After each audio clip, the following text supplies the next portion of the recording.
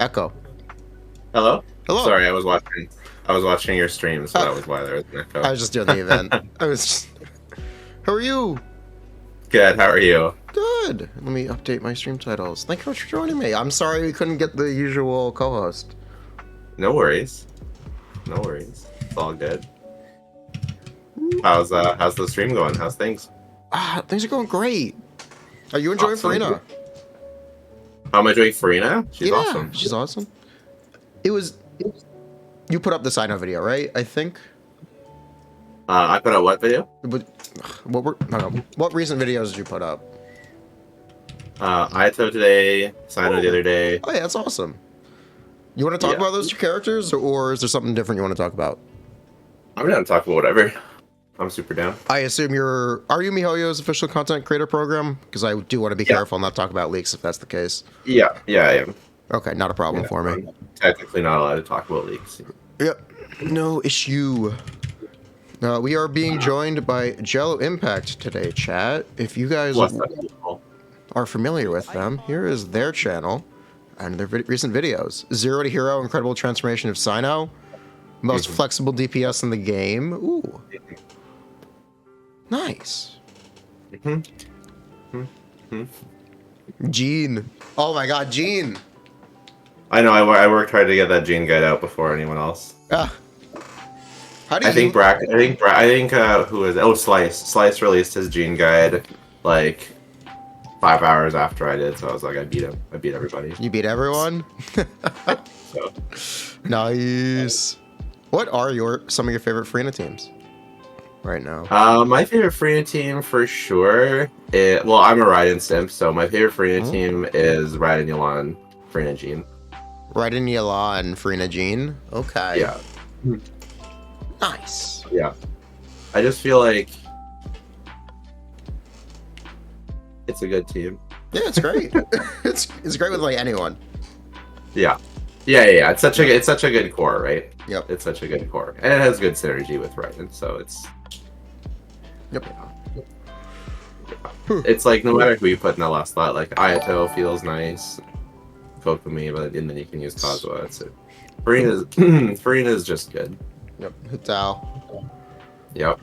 Yep. Yeah.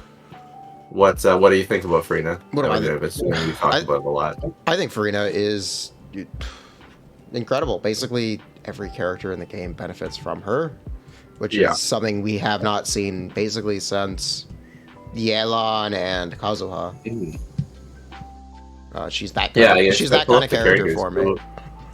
But pull up the characters. Like, who is the? Pull up a list of all the characters. We had Yelan, and since then, like Nahida benefited a lot of characters. Nahida, but yeah, like it was only just hot taking. Nahida is really great, but she's only for Dendro, and Dendro doesn't interact with nearly the amount of elements that Hydro does, or the characters. Sure. So I think Nahida is a little bit less universally useful. Maybe? Yeah, it's nice that. That's interesting. Is she less? Is Nahida less flexible than Farina? That's a good question. I think the thing right now is that Farina is a bit limited by the amount of team-wide healers we have. Like, not limited, but like her max potential is. I feel like she has a potential. Like, if we get 2 more team-wide healers of different elements, then she'll have. What element are you asking for a healer for? Because I can definitely say. I guess Maiden's Bennett is actually good enough, eh? It's not about Maidens. You can use instructors, but technically, if you needed to use a healing set to buff his healing, you would use Clam over Noblesse. Okay. I used when I was testing Bennett with Farina for my Farina guide, like I tested a bajillion teams, and I found it like not that bad. Like, I think the biggest problem with Bennett is not the amount of healing; it's just that you have to spend on-field time and lose buff up time on like your Wanderer or your. What I have found is it is worth it to only heal 2 or 3 characters if you do want to play Bennett. don't worry about healing Farina. She has the highest HP. She's gonna generate the least fanfare from getting healed anyway. Right. Oh yeah, that's a good point. And your buff lasts the longest, so you can use it before Bennett.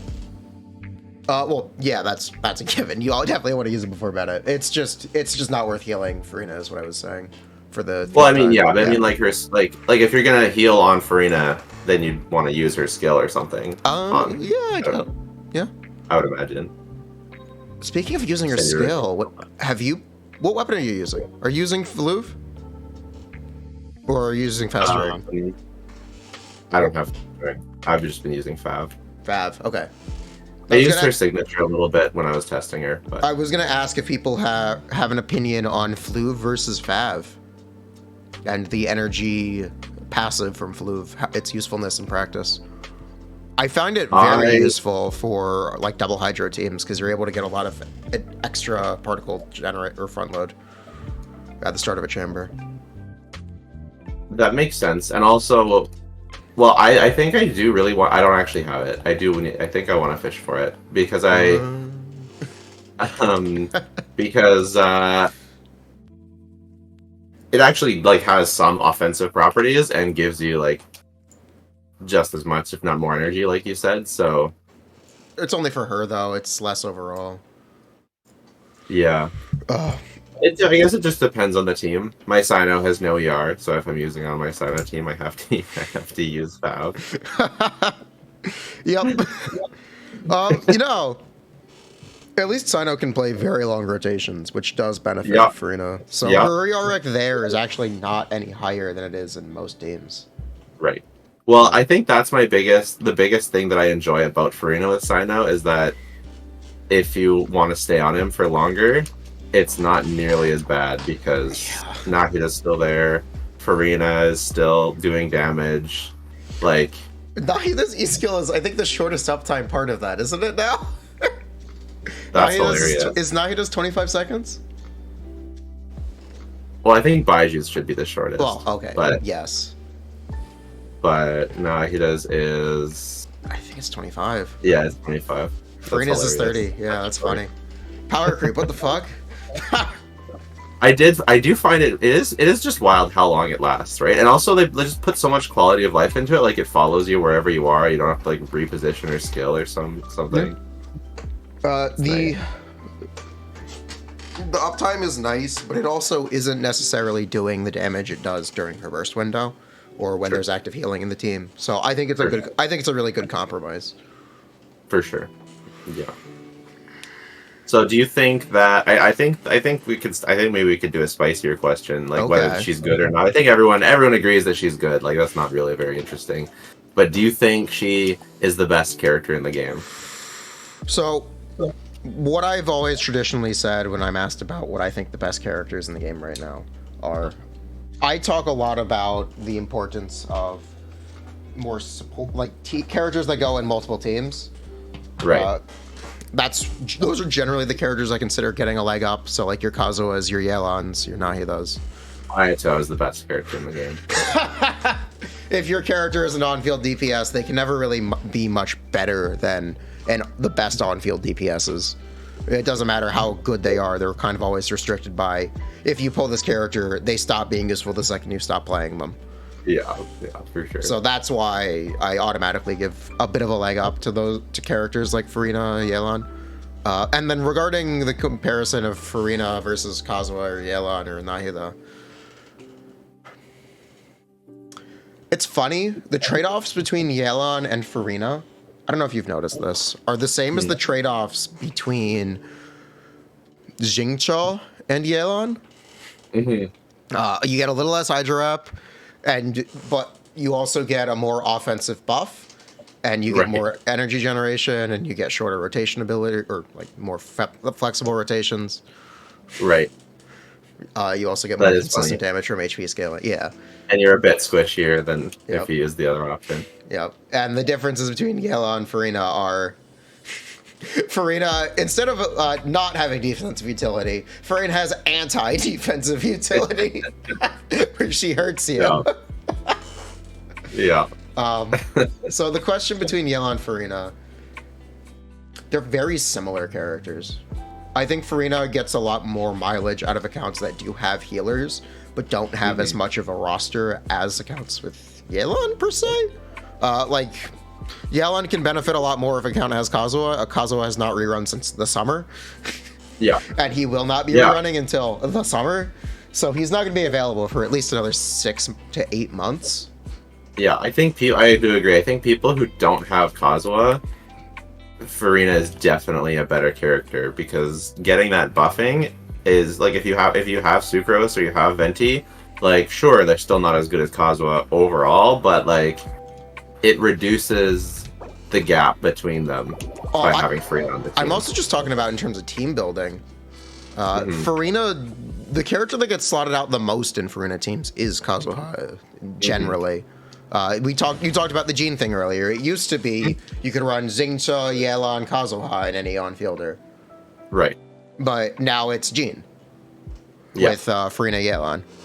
And that Yelan could very easily be a Xingqiu if you don't have Yelan. Well, a lot of people don't like that because Jean doesn't have grouping. What are your grouping? Yeah, grouping. What are your thoughts on that? It's true. It sucks. Lamau. That's one of the trade-offs. You get higher damage in exchange for having no grouping. That's the design, and it's well balanced around that. The thing that I don't think is balanced is the healer grouper. The thing that I don't think is balanced is Merchisei Hunter. Yeah. It's a bit of a silly set. How much better is it than other, like, my understanding is that, like, if you don't take advantage of the two-piece, then it's probably not better than other options. But if you do, then it's how few on-fielders don't take advantage of the two-piece. It's just Raiden. Ayato uses the two-piece. Ayato doesn't do E-skill damage. Oh, right. Sorry.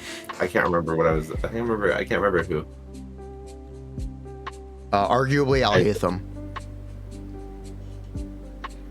Yeah. Xiao. Yeah, Xiao doesn't use the two-piece. Xiao, there you go. A lot. I guess who are the on-field characters? So if you're familiar with the difference, let's say Hutao. Are you familiar with the difference going from Crimson Witch to Shimenawa's? Yeah, it's like 0.5 to 3%. No, it's 6%. No, it's 6 to. It's a lot more than that. No, that's the sheet I saw. I don't know. 2% is the difference from no set to 4-piece witch. All right.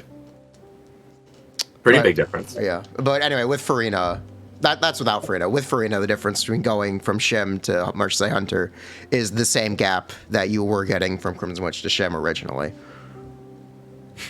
Can you run that by me again? So, before Farina, difference going Crimson Witch to Shim, 6%. Okay. After Farina, difference going from Shim to Merchisei Hunter is the same jump. So but from Crimson Witch, it's at 12%. Crimson Witch gets a bit less worse than Shimenawa's with Farina's damage percent, because Crimson Witch gives a different stat, being the vaporized damage bonus, so that's not really a complete comparison. The 3% number you might be talking about might be in the context of Farina. Sure. But yeah, more or less, you're like leapfrogging Crimson Witch, yeah.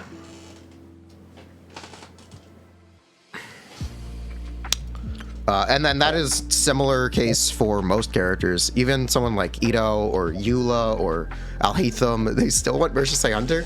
Even Raiden can prefer Merchisei Hunter in some cases. Hilarious. For the team. Yeah, it's silly. The set is honestly a little too good. Hilarious. So, interesting. So this is like the new domain to live in. This is the one, yeah. Hopefully we get more Golden Troop users besides Farina, Fischl, and EI. It's interesting. I wonder if because I don't like to switch artifact. I have to switch artifacts enough. I don't want to have to switch every single character onto my hand. But for most characters, or for a lot of characters, the jump is small. So you can get, it's also mostly in crit rate, so you might not necessarily notice a difference in your on crit damage. You'll just have an extra 10 or so crit rate, which I guess some people could decide is negligible. What are your thoughts on that? Like people who say that 70% crit rate is enough. Unimaginably based. You know what I say? They're optimizing their happiness. They like seeing bigger numbers on crit. Who am I to say no? You should run less crit rate. You are not allowed to see that nice round big number. Yeah, it's less damage, and technically people shouldn't do it. But you know what? If it makes you happy, who am I to judge? It's fun. I love that. If you need to see a character hit 100k on the dot and 98k is not good enough, like it's fine. For me, I don't know if I'm the only one like this, but for me, I don't notice anyone's damage numbers except for like Raiden's initial slash or something like super obvious like that. I just completely tune them out. No, the thing for me is I only recognize numbers that crit. If a number doesn't crit, it is invisible to me. Yeah. That's why I can't play Kokomi DPS. Hilarious. I cannot see her damage. Her damage is invisible to me. That's so funny. It does not produce dopamine. I'm sorry, Kokomi stands. I don't know what it is. I just don't read the numbers unless it's like really big, like one single number, like Hu Tao's burst, vaporized or something. It's just invisible to me. Everything. Things die. Yep. A lot of people ignore non-crit damage and go, oh, my character crit does X amount of damage every hit. Yeah. And just ignore that they're not critting every hit.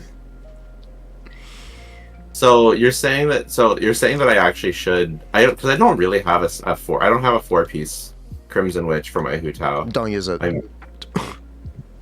Don't use Crimson Witch, or don't use Witch. It's been bad for years at this point. But I have a 4. Okay, I'll just upgrade my D-Luke. I need one more piece. Well, you said you love Raiden. I'm sure you have a bangin' shim set. I don't. What have you done with your resin? My shim set sucks. My Yoimiya is barely alive with how malnourished she is. Yeah, does she have a bunch of HP subs? Sounds great. It's like my best shim feather, my best shim feather that I've ever had, and I've rolled them all, is because I love Yoimiya. I'm a Yoimiya simp. Oh, okay, I didn't know. Is, I kid you not even 30 CV. Does it have EM? It has 44 EM. Well, then go fuck yourself. Just as good as crit. Okay, but I still don't have... Okay, that may be a bad example. I still don't have a single even usable shim flower, so that has to be my off piece. Okay. And then I have to use... Honestly, me too, actually. The only useful substats I have in my goblet is 13 crit rate. Otherwise, it's like 14 defense. Only 13 crit rate. Oh my god. Nice. You don't understand. Okay, do you do artifact PvP? You don't understand how long I've spent in the domain. Like, my Raiden has, like, she's like, what is it? Like, are you familiar with the artifact PvP board? Akasha? Yeah. Okay. You partake in my official was number 4. My official golden troop was number 14 in the world for a while. Oh damn! Yeah, my official sucks. That's my Farina, but my Farina is not as good as my official was. Look, all I can say is somehow my top 3 characters on Akasha are 3 of my top 4 now. I guess Linny got slid down. Ayato, Shincho, and Linny. What a world we live in! What a world! Your Ayato is busted. What the hell? Oh, it's my it's a 4 shim set with a bunch of VR. Why are all your characters top 1%? What the hell? Oh, because I farm like. The more interesting thing is that they're not all super CV stats. Like my Lenny is 216. Interesting. Crit. I roll a lot of stats that are not crit. Right. Necessarily. I do want double crit, but if not every piece hits double crit or hits crit. You're not a crit snob. No, I'm not. Like the number 16 Hu Tao there is 218. Right on. Because it's all in HP and EM. Yeah. It makes sense. The way I usually count characters by substat totals. Right. So like, here's a Farina build. I'll go on the bottom of the Anka card and I'll go 5, 8, 12, 12, 37. Nice. Yeah, that is nice. Yep. It makes sense. No, you really just want anything above 30, 32 subs. 200 CV is like 20 crit subs, which is not that big of it. 20 subs is not much at the end of the day. Yeah, it's you got to get the other sets. That's why my Raiden has some attack, a bunch of attack subs. Raiden needs attack. Raiden needs ER. Yeah. So it's in addition to being like high crit, but people simp for Raiden. So even though Raiden's really good, it's like she is not. Are you on the strongbox grind? No, because I'm building every character, so I don't have Resin to spare for Emblem, sadly. Then what are you strongboxing right now? Nothing, because I don't have any artifacts. Okay. Are you building every character actively, or like you have built every character? I'm actively working on like the last like 20 characters, like the 15 characters. Damn. So I'm working on, okay, maybe not even 15. I'm working on Yanfei, Jinyan, Amber, Aloy. Okay, I'm actively working on right now Lisa, Dori, Sayu, and Goro. Okay. And then I still have to get to Jinyan, Amber, Aloy, Hazo, Fremine, So Yanfei. Some context for me is I try to pull every 5-star character. Right now I have a complete roster. I do not build all of the 4-stars. I generally just try to build the new 5-stars. Like, I'm not building Charlotte beyond level 60. I did not build Lynette. I did not build much Kirara. Lynette is so annoying. Yeah. Just to exist. Who? Lynette. Lynette? You don't like Lynette? I love her, and it bothers me because I love her and I want to use her, but I just can't ever find a time to use her on a team. Aww. I don't know what to do. I don't know what to do with her. Do you have a C6 Farazan? Yeah. You can try C6. You can try triple Animo, Farazan, Lynette, another Animo character, whether that's Wanderer, Kazuha, Heijo. I did do Wanderer. Yeah. I did do Wanderer on field with Lynette. But it was pretty good. If you use a character like Kazuha or Heijo, you get to do something a little bit more quick swappy and use all of the characters' abilities off cooldown. Right. It's pretty neat. I don't think it's the greatest thing in the world, but it's pretty neat. What do you think of Heizo? Heijo,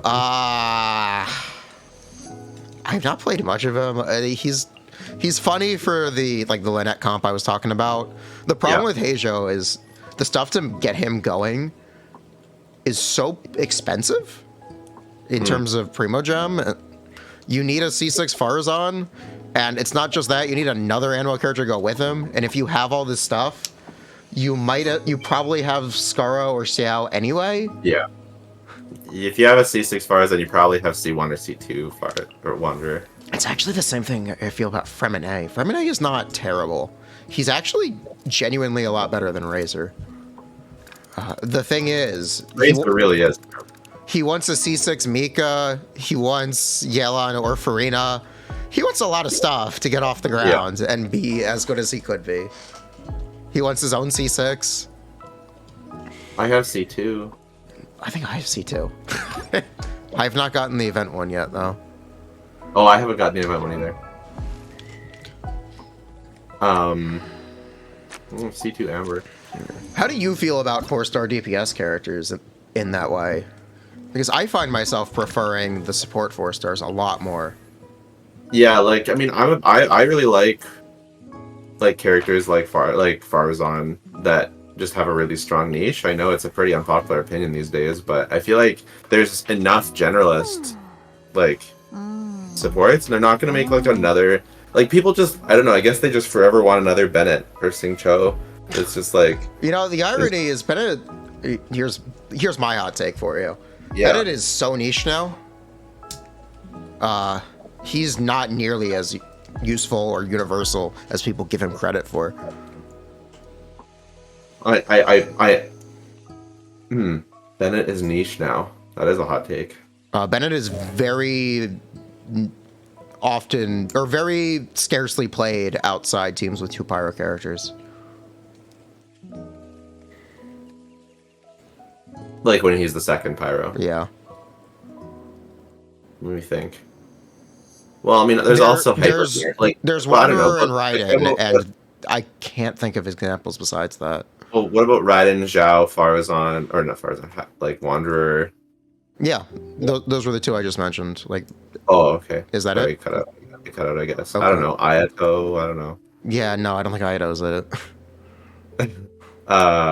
Risley, Lenny. Oh, he's a pyro. Risley. Very often you want to play a second pyro there, don't you? Whether that's Tomo or Xiangling. Oh, I see what you're saying. Does that make him niche? I don't see why it wouldn't make them niche if Farazan's always played with an Animo. Or isn't it the total amount of teams that they make?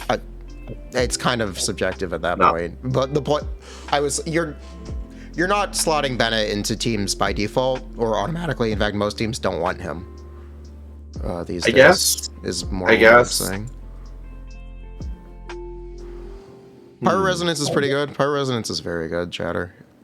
25 attack % is very good. We might see it if they introduce more, another Ningguang, maybe.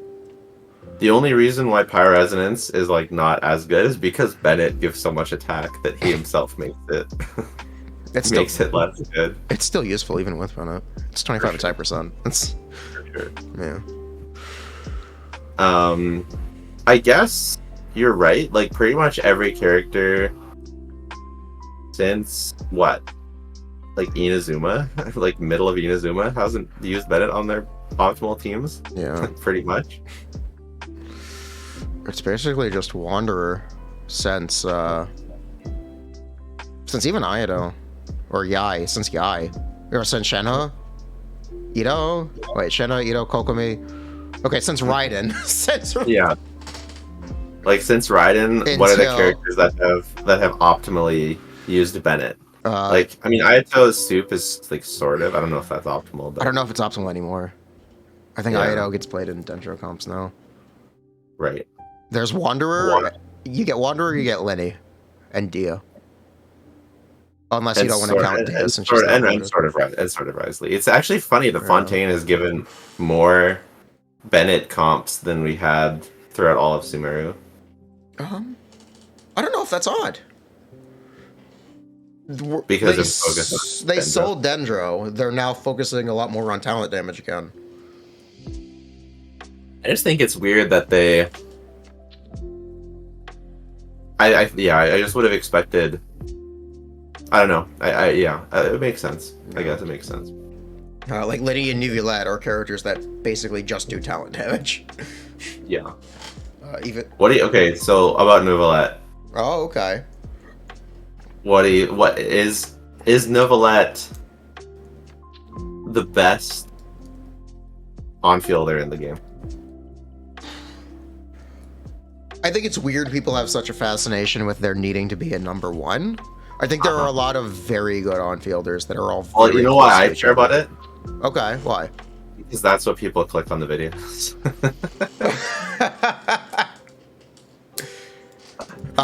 Personally, I don't. Neuvillette's very good, especially in this Abyss. He's amazing topside. I feel like that's a big thing that people don't consider is the 2 Abysses that Neuvillette has been in are like insanely good for Neuvillette.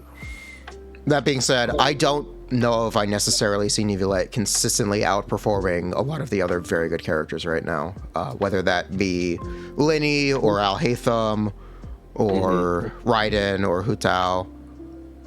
There are a lot of very good characters. There is a lot of varied content and a lot of ways to play the game across different accounts. Yeah. People are going so crazy with Neuvillette that they're saying they're actually if you go on Reddit, like people are like every character is like basically garbage. Yes. Compared to Neuvillette. I hate those takes with a passion. They like personally offend me. I don't know about you. Yeah, it's hard to watch. It's hard to watch. I think a lot of people like I don't know. I think he has a really good C1 and a really good weapon, and I think a lot of people have those, and maybe they like getting C1 R1 Novelette is like getting a C2 Raiden. Getting a C0 Novelette is like getting a C2 Raiden. C3 Raiden. Well, yeah. Well, there you go. And that's what it is, right? Yeah. Well, I don't know if it's that. It's a lot of people looking for validation in the way they spent their primos. It's an effect we saw with Raiden C2. A lot of people go, "Oh my God, Raiden C2 is so good. Just only compare her to other characters at C0." Right.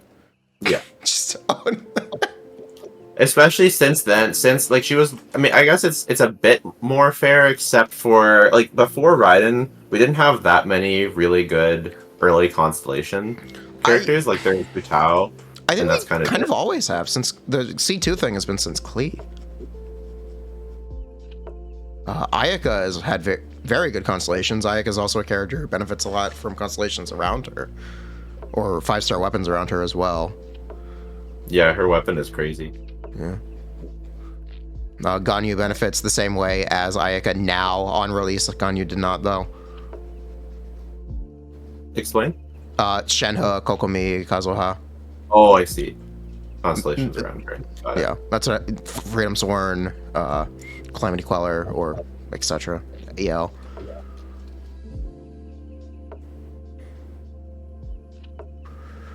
Everyone always picks something to get hyped up on every year. It's funny. Right.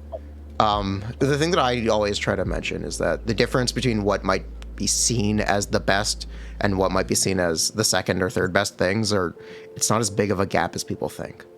So it honestly doesn't really matter, and a lot of it can be in the eye of the beholder. Sure. Like, it's easy to say Sino is so much worse. Sino is worse than Al-Haytham. There's no reason to ever play Sino. Ugh. But in reality, Sinos have been clearing Abyss just fine since since Nahida's release.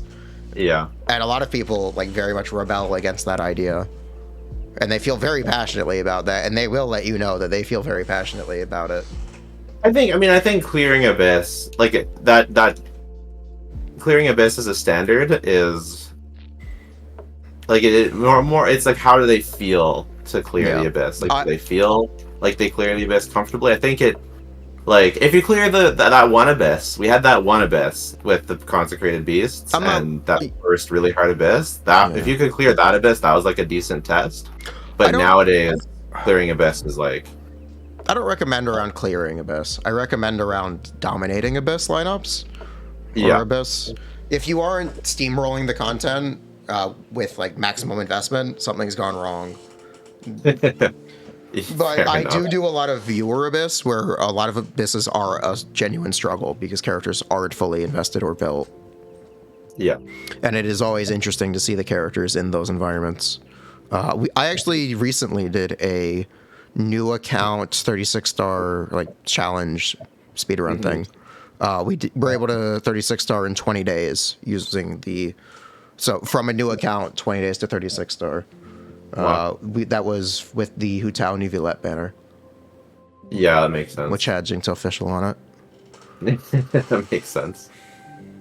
It took me a long time between starting playing and beating the Abyss, but to be fair, I didn't consume too much content or build my Sing Show for a really long time. Oh, when did you start playing? I know you said you didn't have fast ring. I started playing during Kokomi's first banner. Oh, okay. So that's a lot more recent than I was thinking. Okay. Yeah. Wow. Yeah, I'm a new kid on the block. So you missed Kazuha on his initial rerun. We're like, dude, why does everyone keep saying play Kazuha? I don't have Kazuha. Where is he? Yeah, 100%. I want nothing more than just to make my Raiden good, and I have to wait for like literal 6 months to get Kazuha. It was ridiculous. I had to wait 6 months to get Raiden in the first place, and then another 6 months to get Kazuha. It was stupid. It was stupid. Oh yeah, you just missed Raiden if you start playing on Kokomi's banner. Yeah. Oh my god. I started playing in 1.0. Yeah. Characters I skipped on their first banners were Zhongli, Xiao, Eula, Klee.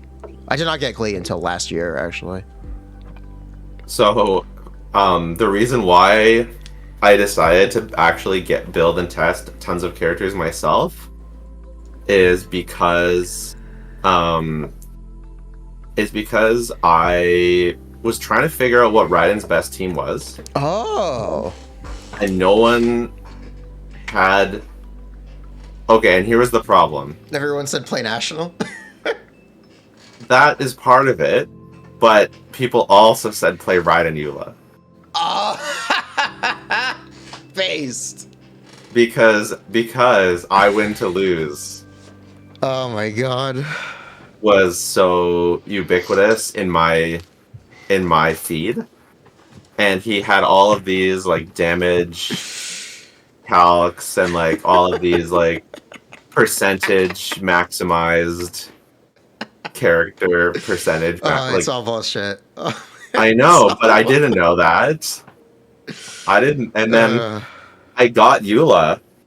Nice. She was on banner, and I was like, I don't know, this character doesn't feel very good. And then I got Raiden, and I was like, they're not good together.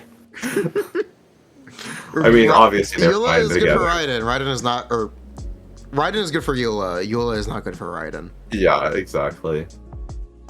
So, yeah, so I was like, I think I need to test these things out myself, because I don't know who to trust. Mood. So, yeah. Yeah, I don't know if you're familiar with my content. I do a lot of theory crafting, specifically during pre-release. Oh, you are? Yeah. Oh, thank you. Oh, yeah. Yeah. I appreciate it. Thank you. No problem. Like, comment, subscribe. Yes. Follow on Twitch. What did I watch before I really knew about you? I watched your Baiju pre-release before I knew, like that when I discovered naturally. Okay, he's like, Baiju's, actually Baiju's on banner right now. What do you think about Baiju? Baiju is one of the better pulls these days, I think. Really, you think so? I think so. I just love him he's just so, but that being said, like, okay, here's the thing about Baiju. You can absolutely get away without Baiju, but once you have him, you'll never pick anyone else. Really? For me anyways, yeah. My perspective is like, Baiju's great if you know exactly where to put him.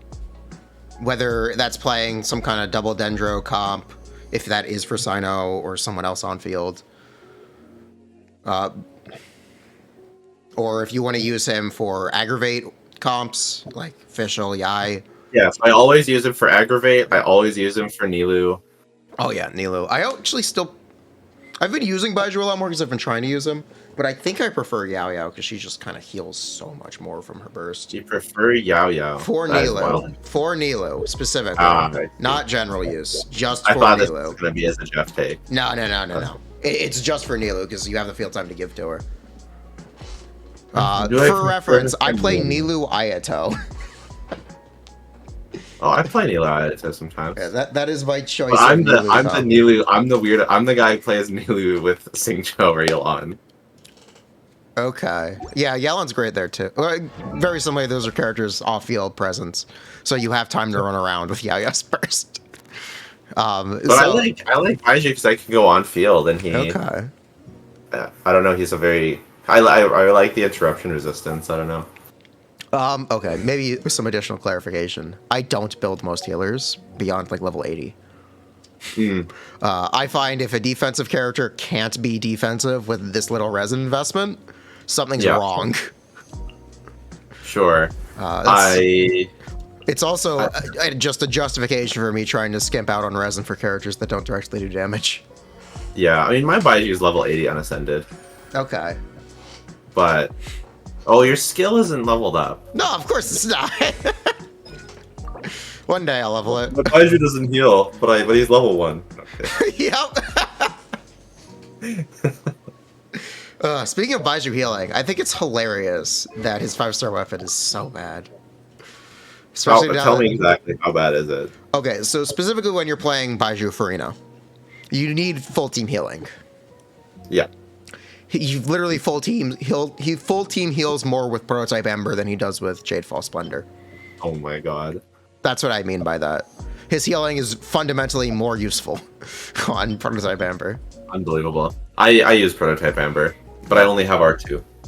I have R4 Jadefall from this banner. Thank you very much, Genshin Impact. Wait, what? I have an R4 Jadefall Splendor now.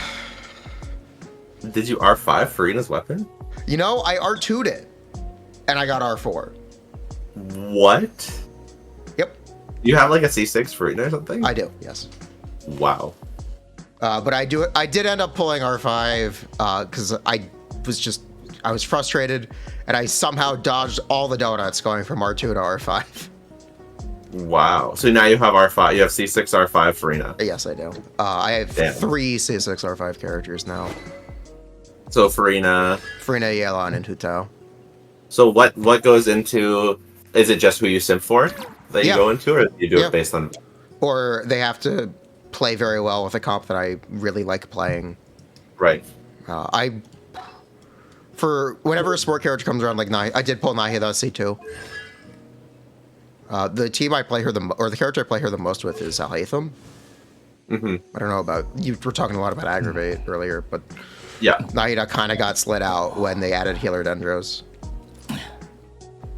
Yeah. The only team I would still play Nahida on, and even then, the Abyss is too aggressive nowadays, but Kiching Aggravate, I still like Nahida on. But now that, it's really hard to justify when everything kills you in one shot, but before, it was great. I was never really a fan of Kitsing. I found it actually just as good as Shinobu is Kitsing. As good with Shinobu as Kiching. Yes. That is wilding. You got to use instructors. Oh, you mean with Alhaitham? No, I'm talking about official. As a carry. I'm talking about official. I'm talking about official Kazuha and Nagida. I found the comp a lot more consistent with Shinobu than Kitsing, especially when there are multiple targets. Kazuha just does so much of the team's damage. Buffing him was very good. Right. So you just hyper buff Kazuha. Kazuha and official, yeah. But do you have like C1 Kazuha, C2 Kazuha? I have C2 Kazuha. It makes sense. You would use sack on Kazuha, jump around a bunch, jump around. I think that sounds awesome. That sounds freaking awesome. It's really fun. I want to use sack on Kazuha, but then my teams die because I rely so much on Favonius. Not die, but they don't have enough ER. Okay, yeah. For Alhaitham specifically, Shinobu being a sword character and not having any REC gives her a really good support lineup. Oddly enough, you get access to Key of Khaj Nasu. You have Sapwood Blade. You have Zyphos Moonlight. Yeah. There's just a lot of support sword weapons. There's even Freedom Sworn technically. And so we have like different perspectives, right? Because I have like no constellations on any of my 5 stars. Okay. I have one Yelan because I'm horizontal investment man. I build and test every character at C0. The only reason I have C1 Yelan is because I got it randomly before I started my channel, or else I wouldn't have activated it. But I evaluate. But I don't have Key. I don't have Freedom Storm. I don't have like I have to use. I guess I could use Sapwood Blade. No, so I evaluate and do a lot of theory crafting for characters with no 5-star weapon and at C0. I don't have a problem with using those things myself. Yeah, that's fair. The only one I might make an exception for is because I really want C2 Raiden. As long as you're not saying, "Oh my God, Raiden is so good, just pull C2," or C2 is the game changer. Yeah, no. Because I find Primogem investment like that to be very universally rewarded. There are very few things, or like, if something is good at C0, it doesn't suddenly become bad when everything is C2 or when everything has a 5-star weapon. Well, yeah, to me, like, I mean, Raiden C2 is a good Primogem investment if you use Raiden, but it's, like, objectively worse than a C2 Farina or C2 Nahida. I think it's just about what you're playing. Yeah, that's fair enough. Constellations are only, like, of use if you play them. Very true. Regarding, like, the value proposition, I guess you could argue that characters that get played in more teams have higher value associated with their constellations. But that doesn't necessarily equate to value for a person. Yeah, that also doesn't necessarily equate to, like, efficiency for spending your Primogems for damage. So what are your thoughts on Raiden as an on-fielder in these trying times? In these trying times, I feel like I'm being set up for something here. You don't. She's fine. Yeah. A lot of Xiangling teams have taken a back seat these days. So Raiden National is not nearly as prevalent as it used to be. It's certainly not bad. Yeah. Raiden has a lot of nice comps with Dendro, whether that be Aggravate Raiden or if you wanted to build full EM and do Hyper Bloom. Granted, I would never recommend someone pull Raiden just for that. Wouldn't that be weird? Pulling Raiden just for Hyper Bloom? I think it's a bad take to do that because the Hyper Bloom difference between her and Shinobu is just really small. And Shinobu's a healer. Yeah. I think it's a weird decision to say someone should pull Raiden just for Hyper Bloom. I guess the only thing you could argue is it can be hard to get a C2 Shinobu. Like, she hasn't done banner in a really long time. You can use C0 and she's on the next banner. Yeah. In that case, the argument is the 5-stars suck next banner. It's Haido and Sino, which is definitely valid, but I'm a C1 Albedo owner from the original Albedo banner. For Bennett. For Bennett and official cons, yeah. Classic. That's so funny. So I would want to go back to something. You think that is the damage of C0 Nouvellette is comparable to C2 Raiden? That's what you found? It depends on what regarding C2 Raiden, there are a lot of different Raiden comps. The traditional comp that everyone thinks of when they think C2 Raiden is Sara, Kazuha, Bennett. Yeah. That is the traditional, like, baseline comp. In that case, yes. A lot of the modern day C0 5-stars do more damage than that comp. Right, okay. There are comps that you can also very easily slot in more modern units or gameplay styles, optimizations. So, you can also just invest a lot more. Like, would Yelan or, like, Farina be better there, or what? You could use Yelan, you could use Farina. You even talked about Jean Farina. Yeah. It's a great comp. Even Raiden has a signature weapon called Engulfing Lightning. This is a weapon that gives her a bunch of attack. This weapon's value is significantly higher than the damaging, or this weapon's damage increase over the catch is significantly higher in a comp with no attack buffs. Like that. That's what I thought. I thought that I felt, because I felt awesome using when I used Engulfing, and to be fair, I do have Aqua, so when I use Engulfing and Aqua on my Farina Yelan team, like, the team felt cracked. Yeah. Like really, really good. And when I used Catch and like other weapon, like Stringless or whatever, it feels flat. It felt good. It felt good. Yeah. It did not feel cracked. No. It is one of those things where Raiden C2 benefits Raiden a lot, but it's only as useful as you playing Raiden, and a lot of people are very stuck in their way of thinking. You're very stuck in, like, their ways, and a lot of people don't try new things with their characters. So Sara is actually garbage. Is that what you're saying? Yes. Yeah. Sara sucks of it. Hello, Al. Yeah. That's exactly what I'm saying.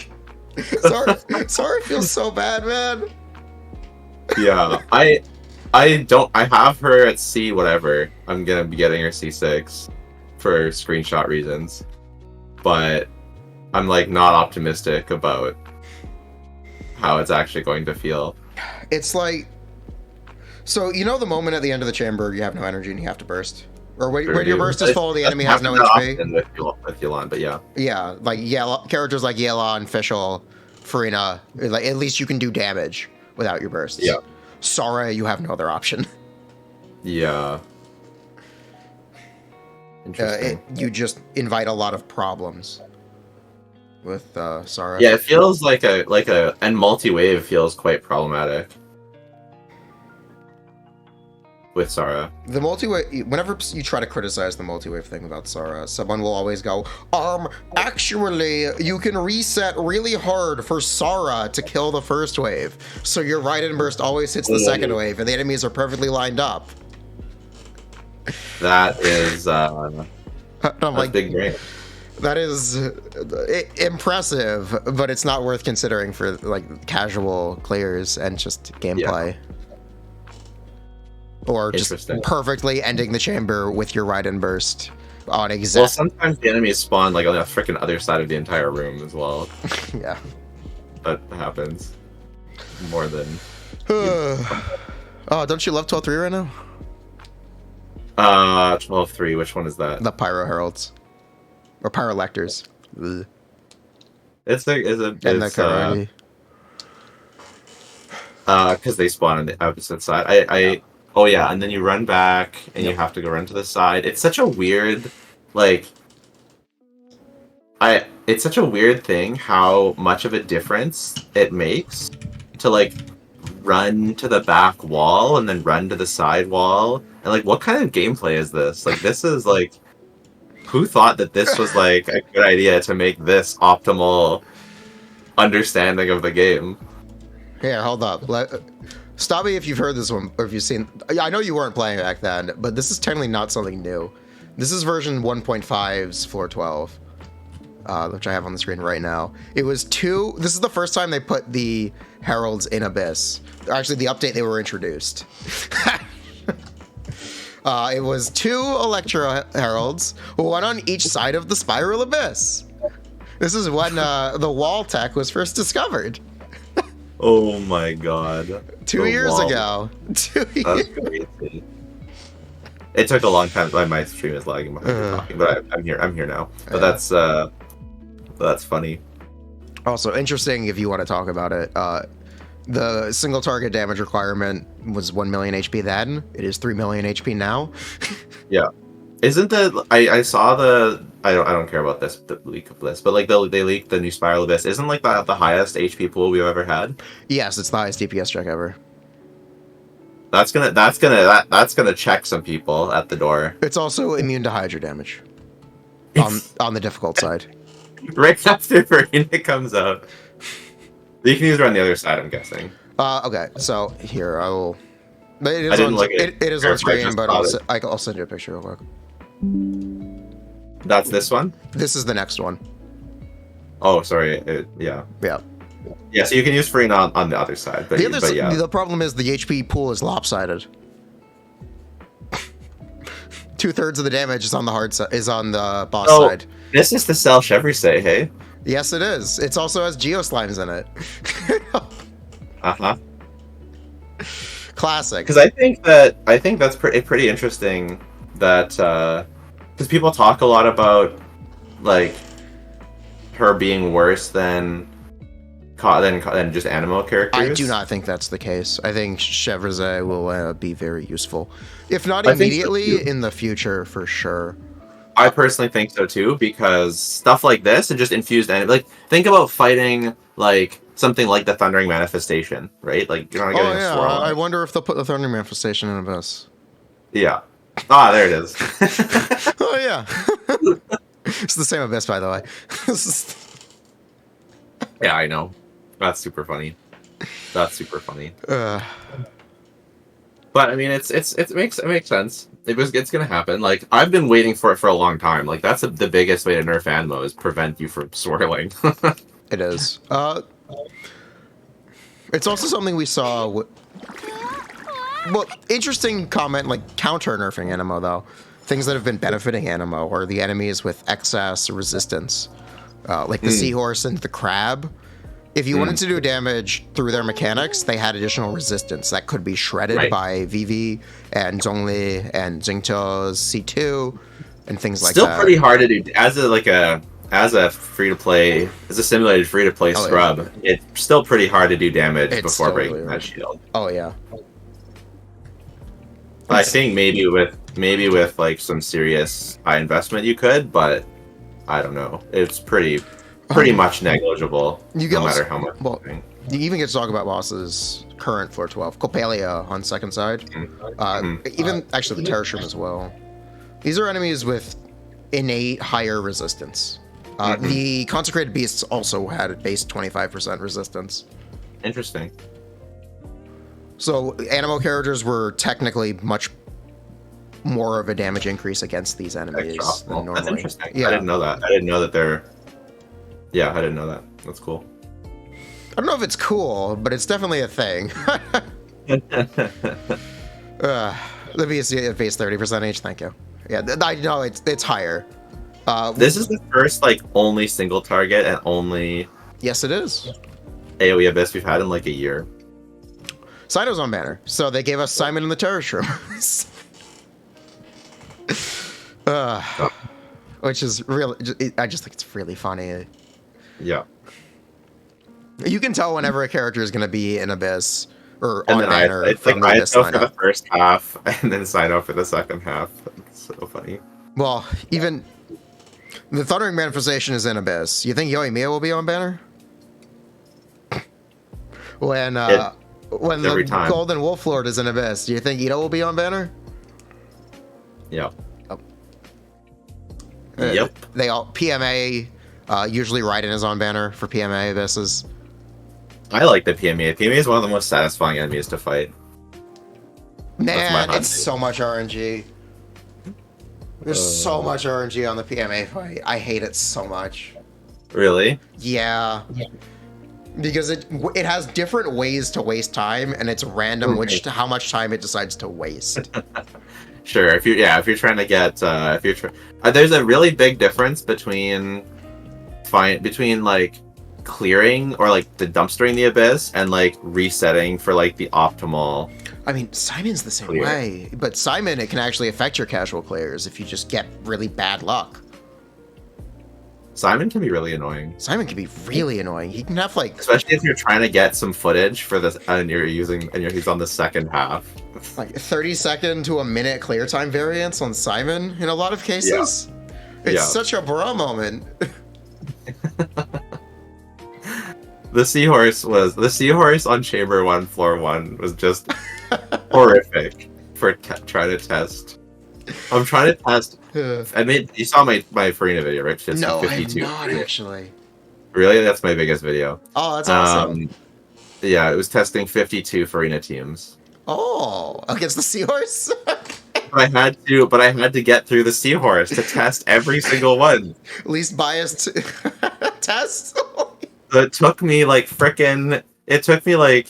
I spent 20 hours on that. Oh my god. Speaking of Farina teams, hey, I want more people to play Farina Lenny. Yeah, I didn't play it because my god. It's so good. You gotta try Farina Lenny. Sungling Bennett or Kazuha Bennett. My problem with Lenny is that I play on controller. What's that supposed to be? Because you can't do the charge attack cancels, right? To get faster. I think Lenny's charge attacks. I think Lenny's fastest charge attack is just to hold and release or something similar to it. Okay, that's good. I don't know. Lenny's a little bit of a weird thing because his charge attack is ready before his indicator is. You technically can release early. He's a liar. Are you serious? He's a liar. I hate that. Let me try to demonstrate what I'm talking about. Hold on. So that would be the exact indicator. I'm trying it right now. I don't know. There we go. Show me. There we go. I got it that time. Okay, I'm lagging. I'm seeing you swim around. Okay. You'll see me miss it a couple times, then you'll see towards the end. Okay, there it is.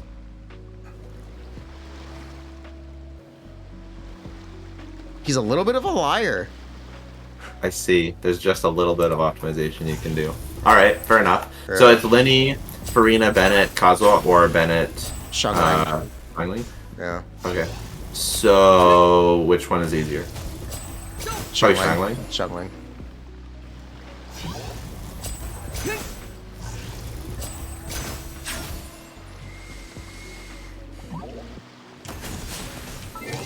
Isn't that most mode character? Yeah, mostly. Ooh.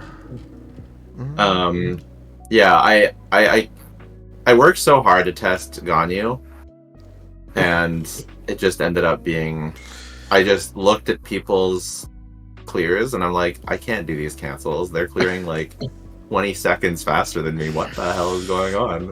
It's called the secret of I spent 2 hours getting this 20-second clip no jutsu. Right. Everyone's ultimate tactic. So, okay. I got a question for you because I'm working. Oh, here's the other reason I care about ranking characters is because I make tier lists. That's one of my favorite things. Oh, you do tier list content. Okay. Yes. It's one of my favorite things. I just think it's fun. I don't think it, to be clear, I don't think it matters. And I make it very clear that I don't think it matters. But I do think it's fun. Okay. Because ranking things is fun. But Ganyu is a character that I put like in the lower, like I put most of the like the top tier DPSs. Like I don't know, what do we have? Like Alhaitham or like obviously Alhaitham's better than Raiden at C0, but I put Alhaitham, Hu Tao in one tier, Zhao in one tier, and then I put Ganyu just below. Yeah, that's along fair with like, Yoimiya and Eula and stuff like that. That's fair enough. So, but I got flamed for putting Ganyu lower because Ganyu is the best DPS in the game and stuff. How long ago was this? This was the end of Sumeru. Really? It was as late as that? I thought people turned around on Ganyu then. Yeah, so my chat was like a mess of people going. Whenever I would do tier list content, everyone revote Ganyu, revote Ganyu. Yeah. So people, so coming into, but like, okay, when I play Ganyu, I still agree with my past self that she goes there. But when I watch people play Ganyu, or like when I watch the clips of people playing Ganyu, anyways, she does look like she could belong with the other characters. So I just Ganyu is very similar to Ayaka. Yeah. I have some Ganyu teams I might recommend you try. Okay. Well, I think Ganyu will. I think Ayaka belongs in the higher tier. Personally. I can tell you it's not Ganyu Melt. Okay. Try Shenhe, Ganyu, Kazuha, Layla. Shenhe, Ganyu, Kazuha, Layla, Monocryo. That's good, eh? Okay. Yeah, I recommend this one. This one I have a lot of fun with. All right. I mean, if I can use Shenhe and Ganyu together, that sounds hot. And obviously, you could use Kokomi instead of Layla. Same thing as Ayaka. Should I crown my Ganyu's charge attack? Do you want to? No. Then no. Do you want... Speaking of, oh my god, speaking of crowning, what do you... I cannot... Oh, I feel so bad for Navia. She's releasing next update, and like no one is going to have that many mats available for her, because everyone's spending them all on Farina. At least I am. They use the same mats? They use the Narwhal. Wild. Oh, right, yeah. The new new bosses. Yeah, that's the funniest thing. It's the funniest thing about new character. It's new character syndrome. Like, everyone thinks the new character sucks because they can't level up their talents. Especially when they're Wanderer or like a Hyper Carry or like they do talent damage like Navi. It's just hilarious to me. Or even people... This was common. I watched this on stream. I've talked about this, I think, in a previous podcast episode with Genshin Scientist. The M-Tash video where he's like, you know, my Farina's level 70, talent level 8, 4. I don't really feel the difference between this character and having a healer in the team versus what I was doing before. The fact that if she's that low investment and you don't feel the difference, 100%. That probably says more than like 100%. Yeah. I just realized I forgot to make a community post when I'm live with you because I was half asleep when I started. It's fine. I'm just gonna post it quickly. Oh shit! I forgot to make a marker on my Twitch phone. This is gonna be hard to export to YouTube. Whoops. I'll find it later. Yeah. Okay.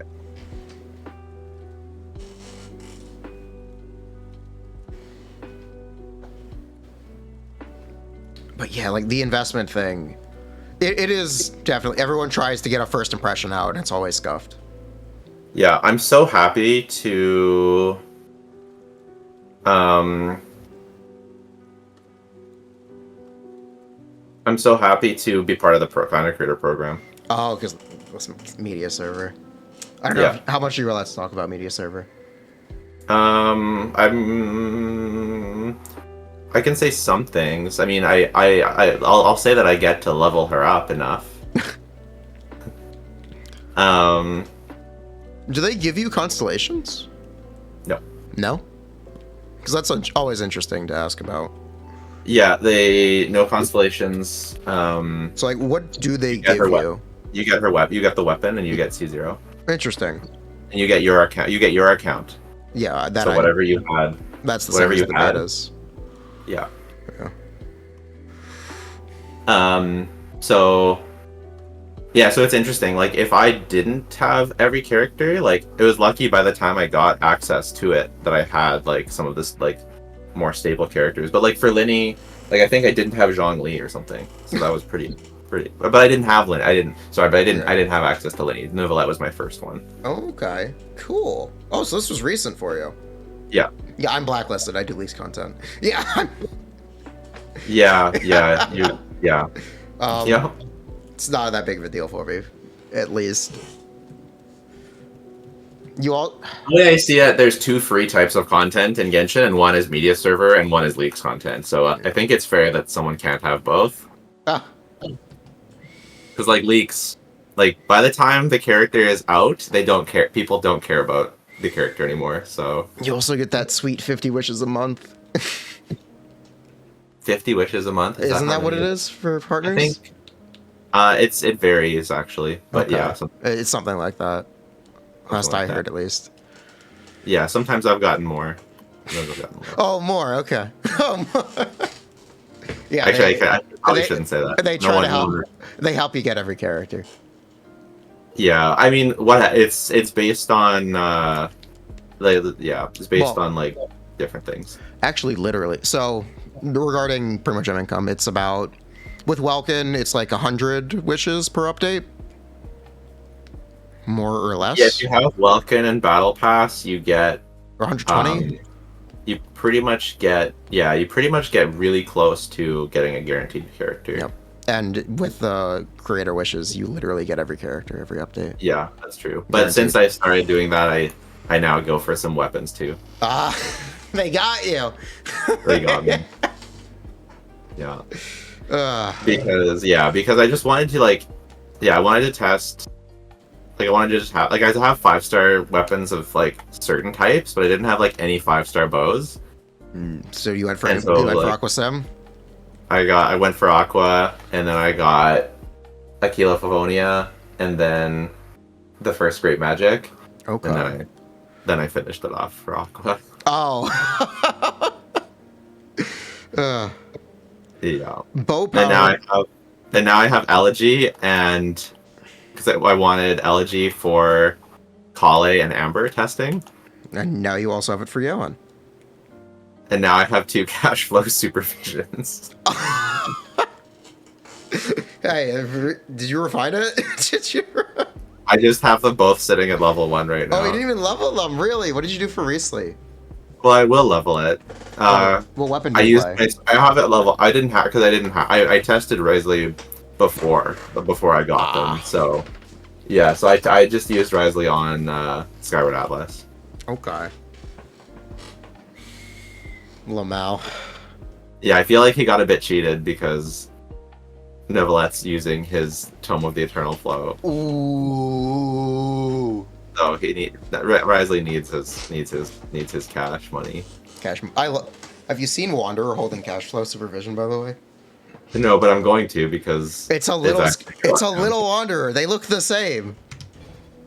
Let me see. It even has this hat. No way. Let me see. Oh, there he is. It's little Skara. It's little. That is really funny. They even have the same color scheme. He has a son. That is really funny. It's Baby Wanderer. Yeah. Should I actually, it doesn't matter. I won't refine it because Yeah, it's up to you. Unrelatable. Yeah. That being, if you do play Wanderer, it is his best slot weapon, especially with Farina. That's really funny to me. Yeah, it's better than Tulatula. I do play Wanderer. I have C6. I got C6 Farazan for Wanderer. Yeah, I ended up getting C1 Wanderer in the process, but I don't activate it. Oh, I actually got C0 Wanderer, C6 Farazan. I pulled Really? C2. I got C2 on the rerun. Wow. Because I was having fun playing him. He is fun. I like him a lot more now that I don't use him with the shield there. Oh, the damage is just that much better? It is. It really is. If you play... I know, it was interesting. I saw, like I really disagree with the Jeff on that take. Like, he was like, Wanderer feels bad without a shield there, but I think he feels bad with the shield there because he does no damage. Here's a fun fact for it. The highest damage shielder option you can use for Wanderer is not Zhongwei. Yeah, it's Layla, right? No, it's Toma. Really? Toma? Okay. It's Toma. You get Pyro Resonance. We were talking about that earlier. Yeah. And you get 16... Or is it 16? Yeah, I believe it's 16. Is it 16 or 12? Well, I thought... Yeah. Yeah, that makes sense. You get 15. You get Pyro Resonance and 15 normal charged. That makes sense, because Layla... I was thinking with Layla, you get the crit rate and the also you get a bonus? You get the crit rate hilariously and consistently. Yeah, I've never seen it happen. Yeah. But yeah, if you use Farina, you can use Farina with him, and cash flow is just 16 attack % better than in Tulatula, and it also buffs charge attacks. That's crazy. That's actually crazy, because using charge attacks is nice to like stagger some enemies. It's also so his general optimal string is at 2 normal attacks and a charge attack. Okay, that's what I've been doing. Yeah. Just like Raiden, just like mother, like son. What? Raiden? Okay, Raiden combos are interesting. There's a lot to talk about. I know there's a lot of Raiden. A lot of Raiden. If you're playing with the Elon, it's going to be N4D 4 times, or with Yellow and Xingqiu, because that'll get you the most the Yellow and Xingqiu rain swords. It'll also get her to apply the most Electro when you're playing Aggravate, but also it's the same amount of Electro app as N4C, N4C, N2C. So you said it's N4D, so you just normal attack dash? Yeah, you can just do normal attack spam dash after she disappears. That gets you the most rain sword procs. Okay. If you're playing National or if you're playing with Yellon comp where Yellon has to do a lot of damage. Gotcha. Oh, that's nice. Yeah. It's good to know. A lot of people like doing N3C on Raiden, which is actually not optimal unless you're very good with dash cancels. Mm. There's a lot to talk about with like the combo stuff. But those are the simplifications. Yeah. That's what I need, is the simplifications. Yeah. I'm a masher. No problem with that. Yeah. Yeah. Except for with Sino, for some reason I'm obsessed with because of the eye thing. Are you using 4TF? Yeah. Then yeah, that would make sense why you're having problems. I wouldn't say I'm having problems. I'm having fun. I like it. Okay. Sino 4TF is very interesting because one, it makes you take a lot more damage because you can't dodge as much. Yeah. It is higher damage. It's a lot higher energy gen. Yeah, but I need that because I have no energy. Yeah. It's also it's horrible. What is it? I was using my C1 Yelan to battery my Sino. Oh. Like I'd end the rotation with like before going into Sino, I would use one of my Elon skills to battery. I run like what 140 ER on 4TF over solo Dendro. Yeah. 134. But yeah. Okay, to be fair, I think I do have an Electro Goblet that does have some ER that I use. So I think it has like 12 ER. So I use I have 112 ER, and then I use Fav Baiju, Fav Farina. And sometimes it's still not enough. And sometimes it's still not enough. Especially if like I'm playing against an enemy that moves like one of the bosses that like runs away at first, and so I don't get some of my hits. Something you can try to get a little bit more energy on Sino is Fischl Farina Baiju. It's not bad, second side. Baiju. Okay. It should be at least similar enough to the double Dendro comp. Mm-hmm. Give it a try and let me know how it feels. That actually probably would. That actually makes sense. I didn't include that on my Sino guide, but that makes sense. Specifically with Farina there, because she applies a little bit less hydro than the other options. Right. So you're getting a little bit more Dendro app from mileage from your Dendro app on Baiju. Ideally. Keyword ideally. I should message you and ask you if you have cool teams for the characters that I'm going to do reviews on it. I can try to help with that, sure. I'd be happy to. Because I'm always down. Because like you see the teams that you can think of, you see the cool team, you see the teams that are like on other guides in the past or like whatever. But then sometimes there's other stuff that no one's gotten to yet. So it'd be. Oh yeah. Is there another good example of a team comp that's kind of snuck by you? Is there a good? Can you think of a good example of a team comp that you just didn't think about for a recent character until post release? Well, you talked about the Lenny Farina one. Yeah. We just talked about a recent character post release. Were there Risley teams that I didn't think about? Oh yeah, like no, I got the Risley ones. I think mostly. Have you tried Risley Burgeon?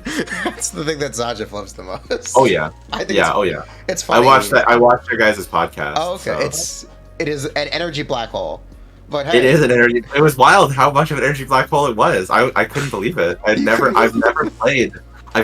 played a team that just didn't have any bursts on it as that team. It's Baiju, Xiangling, and Xiangling, and Farina. Yeah.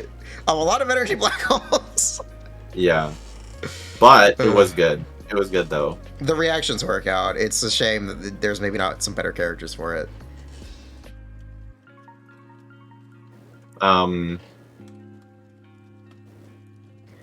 Yeah. The big example I think for me, it's Burn, Vape, Nuviolette. That one. Oh yeah, I didn't get that. People were playing that, and I'm like, bro, really? I'm like, bro. Yeah, it seems hard to believe. It doesn't make sense in my head. Yeah. But yeah, I did. Yeah, I didn't get that either.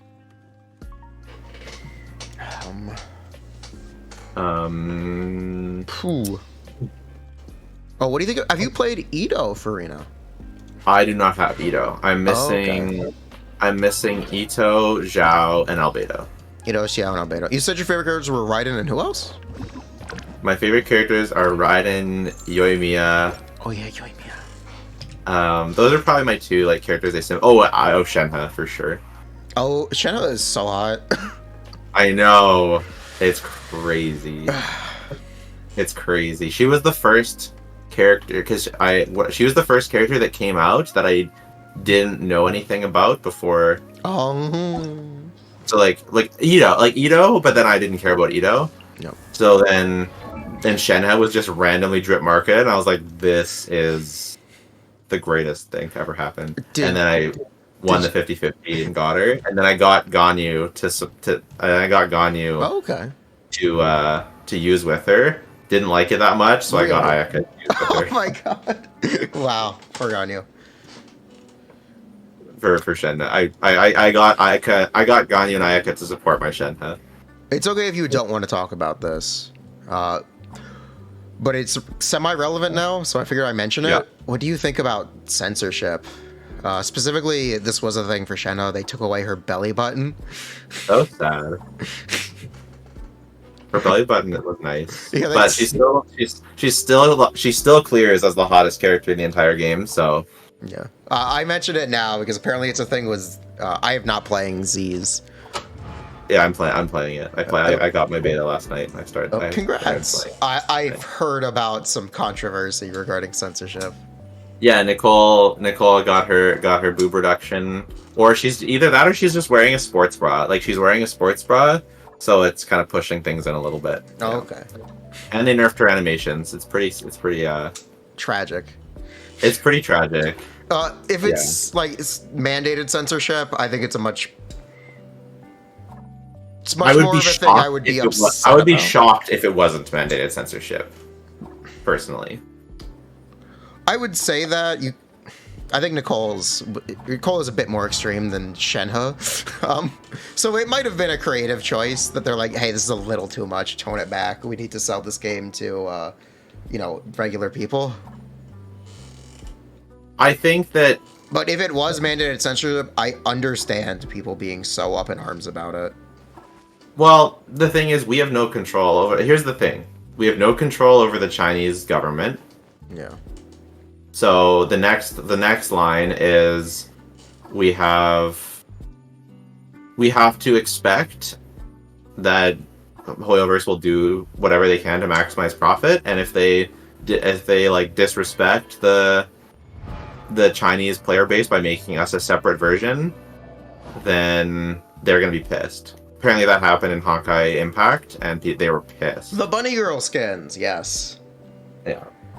So I don't know. I think no matter what, like, sure you can be mad at them, but like at this like sure, I would rather they don't censor the character than they give me a special version, but I would also not do anything differently if I was in their position, because either they're doing it for profit maximization, in which case that's what they have to do, or they're doing it because they have to, in which case they have to. So it's like, I don't know. Well, the thing to be more upset about is the fact that they have to do it. The fact that, let's say there is a governmental body who said your character's breasts cannot be this large. That kind of control over a creative project. Yeah. Oh yeah. Especially if the original intention is for the character to look a certain way. But I think what people are mad about, they're mad at Hoyoverse, which you can't like. That's what I'm saying. That you can't be mad at. Be mad at the Chinese government. Don't be mad at Hoyo. Exactly. I think it's totally fair to be mad at the Chinese government. 100%. Yeah. So, yeah. I mean, the Shenhe nerf doesn't bother me as much, though, because she's still just so hot. Like, I don't know. It's... Shenhe... characters like Shenhe, Yelan's literally wearing a bunny suit. If you take off a lot of the, accoutrement. Wearing a what suit? She's wearing a bunny suit. If you strip down Yelan's outfit, it is a bunny suit. Right. Yeah. It's not exactly subtle. Yeah. Yeah. I prefer when characters. Yeah, I think Genshin does a good job of just barely towing the line. Like, I can show, my mom the game, and it's not too bad. Yeah. Because she doesn't look super, super closely, Especially among the market. Genshin has a very large percentage of female players. Yeah. I think it's really awesome that they can release a husbando bait character like Riesli or something. 100%. Who has a really nice butt, and people will, go crazy for him. I think that's 100%. Awesome. 100%. My wife was stoked. Not particularly with his butt, but just overall. Bait, you know what I mean? If Riesli says Bondo bait, Shenhe and Yelan are waifu bait, you know 100%. What I mean? 100%. They can play to both or all sexualities. 100%, which I really like, and I just like that it exists in that space, that we can all just be excited about characters, even if I'm not as much into the male characters. Although Nuvolette is badass, though. Oh, you like Nuvolette? He's a dragon, man. It's sick. Nice. I wish he like turned into a dragon though. I really like. I think Sino is my favorite male character because I really like his The aesthetic. The transformation thing. Oh, it's like Animorphs. Xiao. Yeah, I love Xiao too, but I don't have him. Okay. Yeah, I wish. The thing I always talk about is Sino has this really great personality in all the event quests. I will have that card, or he'll tell a joke. He does. Yeah. Why does he not do that in any of the Archon or story quests?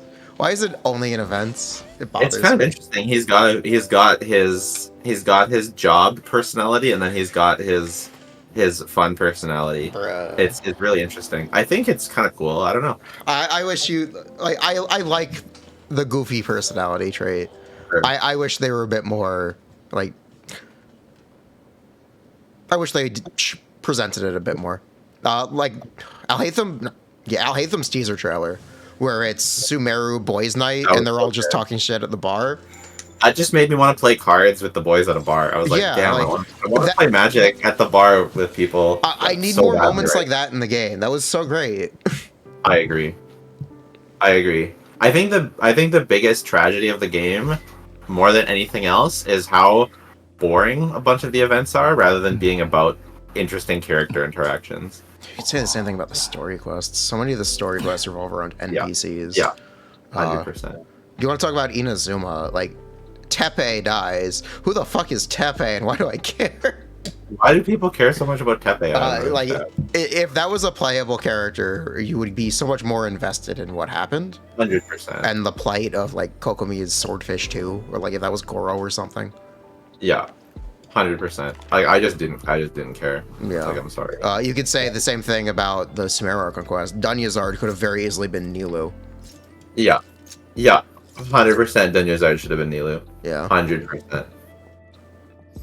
I mean, even if they're not killing playable characters, have them involved in the drama. Even Nilou, they didn't even kill Dunyazard. Like, no, they didn't. Like, what's the deal? What about the new one? Like, are they trending in the right direction? Fontaine, where's everything about? I haven't played it yet. Playable character. What? I haven't done it yet. They let you skip to the narwhal. I'm just fighting the narwhal. I've seen Skirk. She looks great. She's awesome. Let me try and think. I don't think that they're. I think all the NPCs. I think maybe chat can correct, but I don't think there were any misses like that in Fontaine. I think everyone that was important was a playable character. Like, really important was a playable character. Yeah, more or less. Like Risley and Sigui. I played the last one. The prison one, which was like Risley, Sigui, and Yvie. Oh, you just haven't played the most recent one. I just haven't done the most recent one. I thought you hadn't done any of the Fontaine. No. I've done all of them besides this updates. Got it. Okay, well this update's a banger. Okay. But yeah, I think hopefully they continue, right? Hopefully they continue with this trend. Speaking of the presentation of the story, Arlecchino has a pyrovision. Confirmed. They show it on her back. It is confirmed. Yep.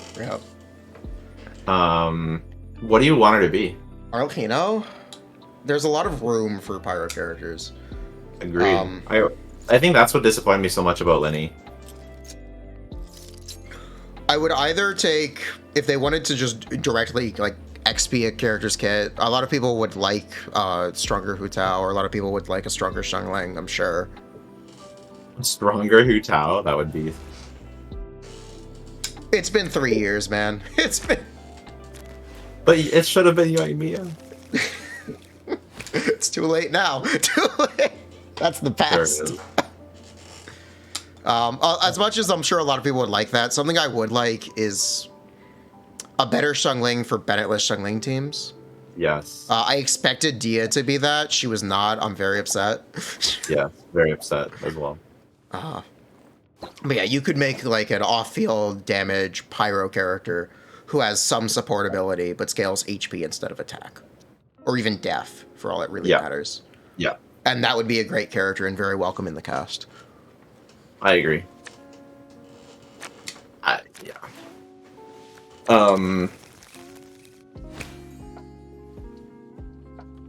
like a stronger, like, do you think that like Hu Tao, like a stronger Hu Tao, wouldn't that be too strong? Doesn't Hu Tao? I mean, Hu Tao pretty strong. I mean, isn't Farina too strong? I don't know, man. I don't think they care right now. Yeah. Linny is kind of. I might get a little bit of hate for this take. Linny is basically a strictly better Klee. Yes. He does more damage, but he does have the drawback of he's a bow charged attack character. Yes. But Klee has the drawback of being a small Catalyst character. I'm giving some benefit of the doubt here right now. But yeah. I do think at this point, Hu Tao is a bit of an older character, and a lot of the older characters we've seen get phased out. I think Hu Tao's different. I think she's the best out of the older characters, and she's benefited so much from new characters. It's mostly because of the benefit from new characters and new sets. Things like Shimenawa's was great. Mercenary Hunter now, Farina.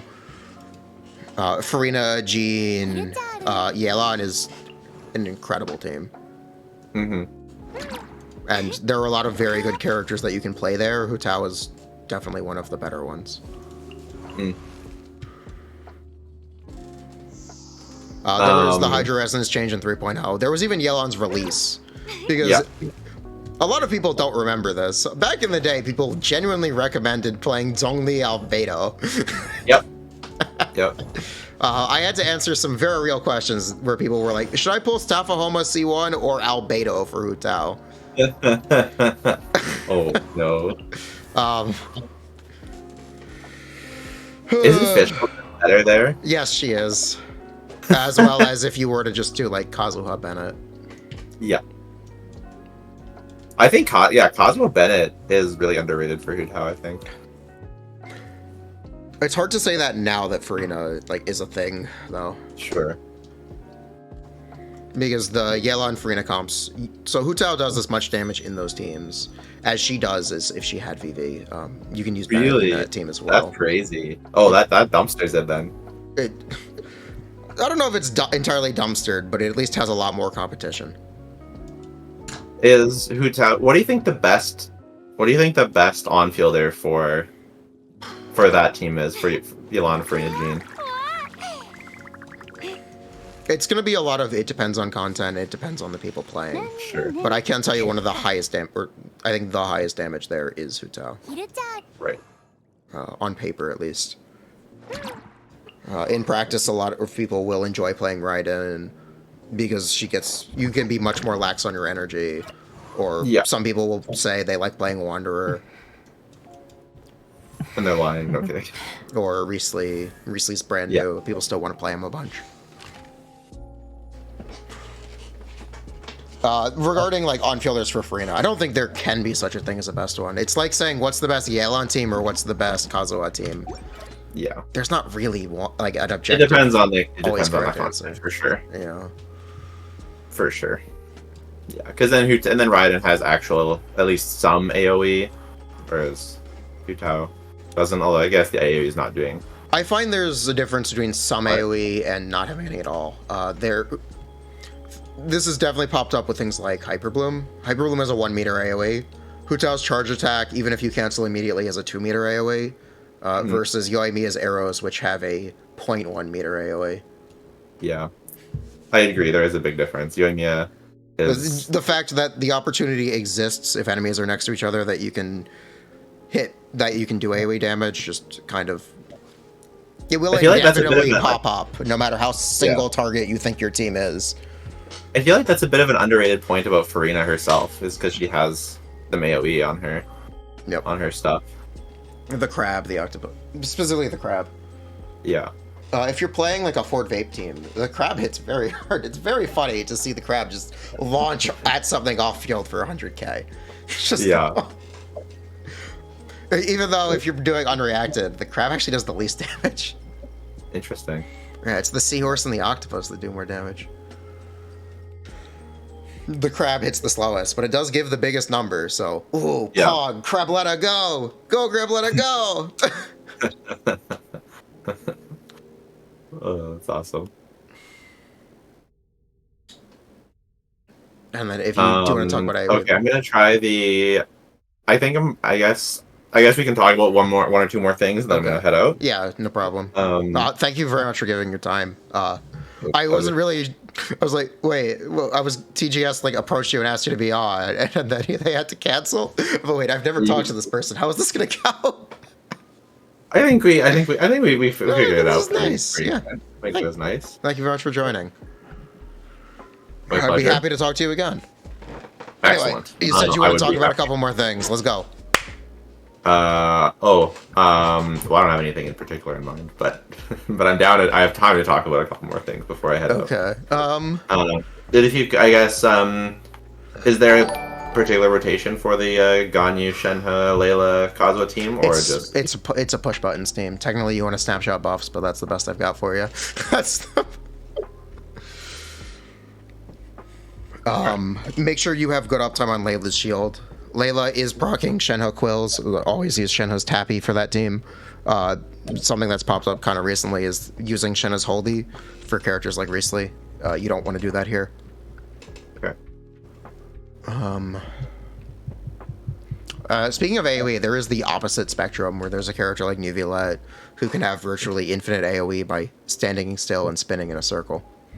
Yeah, I don't do that because I am on controller, but you can turn on gyro controls and literally spin in place to have your character spin. That is hilarious. Maybe I should turn on gyro controls. Would that help with aiming with bow? I don't know. Yeah, it should actually. If your controller has gyro, I know the PlayStation controller has gyro. $150 controller. Oh, then yeah, it probably does.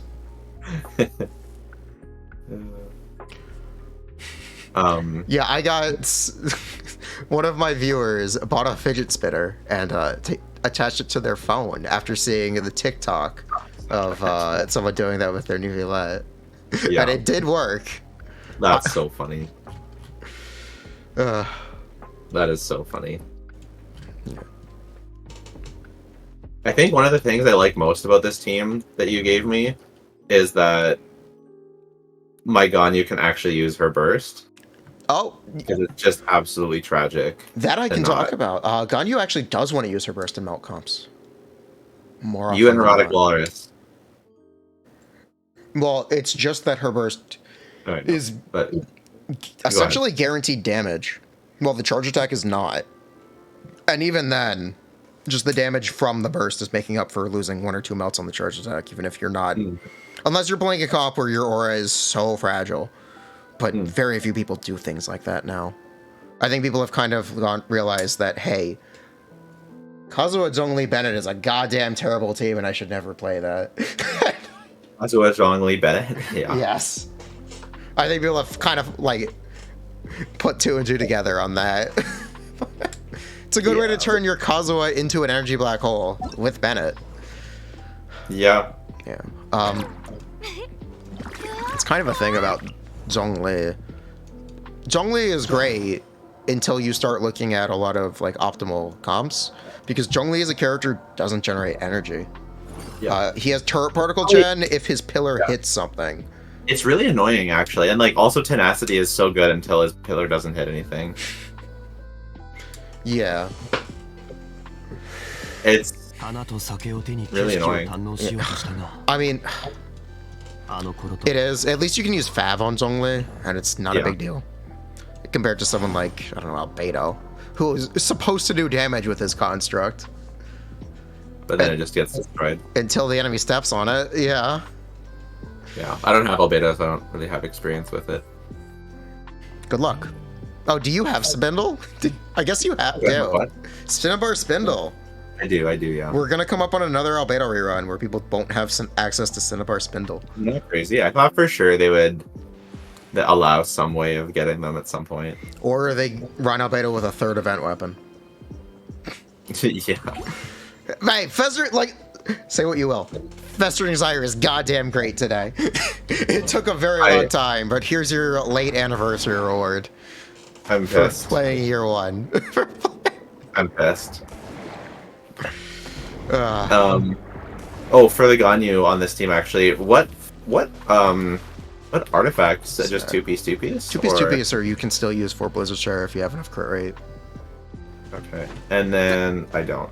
Okay, two-piece. But, and then for weapon, I have R2 Amos bow. That's probably best, right? Use Aqua Sim. You have it. Better than R2 Amos bow? Okay. Oh, of course. Amos. Okay, so Amos has basically been dumpstered these days for both melt and like freeze and monocryo. They're just so you have first grade magic. Use first grade magic. When I tested R1 Amos. Okay. On melt. Okay. I have it on VOD somewhere, and I tested them all. Okay. Well, I tested first grade magic versus Amos, and on melt, Amos did better. Yeah, on melt, sure. Yeah. This is monocryo. Try first grade magic. First grade magic. All right. Yeah. I am more than happy to use my first grade magic. It's a triple cryo comp. You're getting all the stacks from it.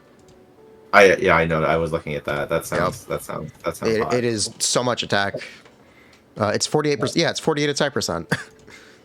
This does a lot, especially for. It's literally a free TTDS. Yeah, that's good. It's really good. Yeah. Well, free except you paid for it, and you have to build your team around it. But hey, you get the benefit of a TTDS without having a character on it. Imagine if Charlotte could run TTDS better. Yeah, she can with C4. It's nice for some Riesli comps. It's very similar to Mika, which is shocking. Yeah.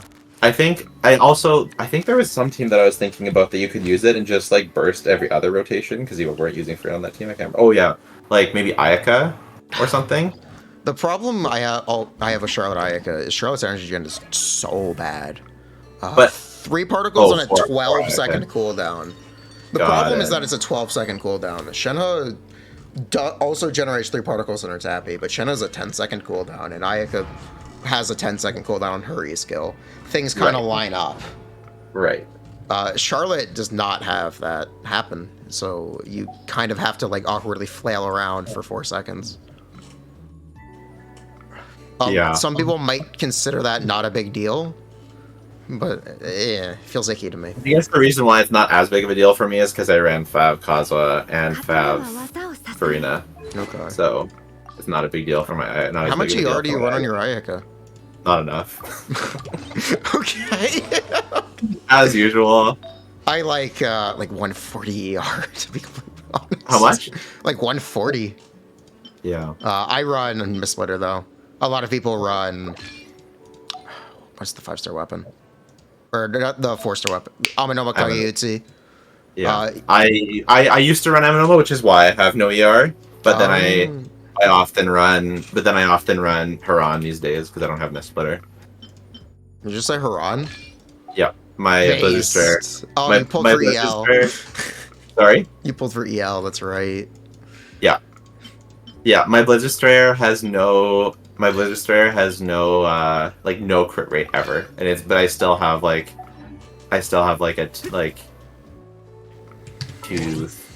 over 2, like I don't remember, but I have my pieces. Okay, my Blizzard Strayer pieces are my Sands is 6 crit rate, 18 crit damage. My Goblet is I'm using an onset Goblet which just has 21 crit damage and 19 flat attack. If it has ER, that's better than mine. It doesn't have ER. But my Circlet is a crit damage Circlet with 12 ER and 16 attack. Oh. So that's pretty good. And then I have my Flower is 9.3 crit rate, 18.7 crit damage, 4.1 attack, and 16 flat attack. So it's not bad. It's beautiful. Yeah. And then I have a 40 crit value Feather as well. Oh, that. How many characters are you using? You know about the attack goblets, HP goblet stuff with Farina, right? Yeah, I do. Yeah. I know you said you had Nuvulette with Tome of the Eternal Flow. You do want an HP goblet, ideally. Yeah. Your Nuvulette. I currently. What is he using? He currently is using Hydro Goblet, unfortunately, because I just don't have. I need to farm the. It is one of those. It's one of those things people should know to look out for now. Yeah, yeah, I do know about it. I have been looking out for it. I just Yeah. don't have it yet. I have a really sad 13 attack percent, 6.6% crit rate, hydro damage bonus goblet.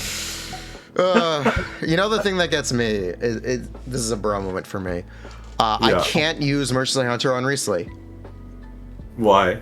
I have too much crit rate on my artifacts. It's really weird that he has a crit rate weapon, but I guess I actually do crit rate weapons fairly well. Crit rate weapon plus crit rate ascension is the problem. Oh right, yes, crit rate ascension and cryo resonance. Weirdo. Yeah, well, you won't always have cryo resonance. I'm fine pretending it's not there if I have to, for the sake of looking at my artifacts. But it's just like when you're designing a character, like why would you do that? What's up? Like why would you give all like that's just overstacking. They're just not even to sell the weapon. It's just overstacking crit rate. Yeah. Yeah, it's the same problem with building Merciless Hunter on Wanderer and Xiao as well, except Xiao and Wanderer at least have crit damage weapons available to them. Xiao can use Staff of Homa technically, and Wanderer's Tola Tola is a crit damage weapon unless you're using Cash Flow, in which case it's identical to Riesli. But yeah, specifically, a lot of people have gotten over, like, have simply just rolled better artifacts 5-head. The piece I offset for my Riesli is a Cryo Goblet I got on Merchisay Hunter. that has 15 crit rate and 13 crit damage. Oh my god. Like, genuinely, my artifacts just all roll crit rate on this set. I don't know what to do about it. I got really lucky. My artifacts have so much only crit, like my flower is like 26.4 crit damage and some EN 10 ER. Well, fuck you. And then the feather is 720 crit rate and 25.7 crit damage with 6 ER. So it's like, and then my sands has I have good pieces. So yeah, I have had no trouble with Martial Center for the most part. I just don't have a circlet. I would like just a crit damage circlet, even if it has all HP substats, or like not HP, but like all HP substats are great. Yeah, I know. I have one you might relate to. Then hold up, not that, that one. There we go. Look at this handsome little artifact. Yep. Oh wait, it's actually not bad for Neuvillette. If I was using Sacrificial Jade. Yeah. I was gonna get, but the rotation seems too cringe. It's literally just do 2 charge attacks, then swap off. Oh, okay, that's not so bad. If you were talking about Neuvillette, it's like 1 charge attack, burst, swap off, 2 charge attacks, swap off. Makes sense. Yeah, something more or less. I went for a Staff of Homa for my Hu Tao anyways, so I got Feral Foe. I never get lucky. I never get lucky on the weapon better ever. I've never not gone to Epitomized Path on the weapon better. Actually, no. I wished for Calamity Queller. Oh, for sure. On Ayaka's banner. Okay, you got Mistsplitter? And that was the one time I did not go to. I did not go to Epitomized Path. Okay. I don't have Mistsplitter, but now I want it, so that sucks. I very scarcely get off-banner weapons. But I hate it. I've been losing so much on weapon banner. Oh my god, it's such a problem. I told you about I mentioned the R4 donut earlier. Yeah, that was brutal. Ugh. I win a lot of 50-50. I win almost all my 50-50s for characters. Bruh.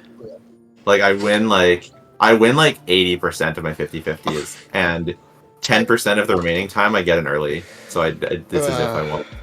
Nice. Yeah, I used to get a lot of earlies. Yeah, but I did not 50-50 wins though. Yeah. Gotcha, man. Just get better. Just be better. Oh, okay, thank you. You know, what goes around comes around. A gambler's fallacy. You're due for a loss. That's what they keep telling me. That's what they keep telling me. I just keep winning. Mm-hmm. Mm-hmm.